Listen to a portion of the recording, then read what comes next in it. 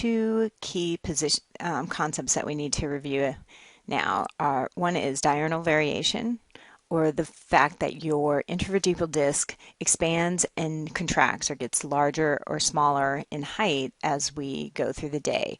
It is the highest or the largest in height at the beginning of the day as all the fluid from sleeping and rest goes back into the intervertebral disc, so you are tallest earlier in the day.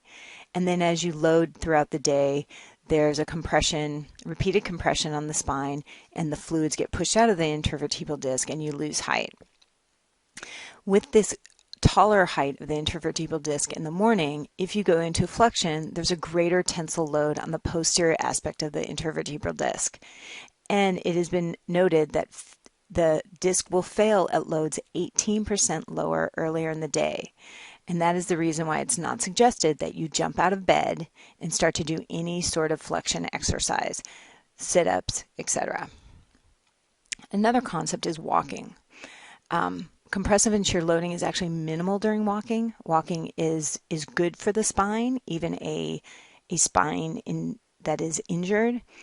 And the speed of walking differs in the loading aspects on the spine. Slow walking creates a static loading on the spine, but if you increase the walk and use your arm swing, so like the reciprocal torque of your arm swing, there's a 10% reduction in loading on the spine. So rest is not advised. If people can get up and start walking, that is very good for the spine.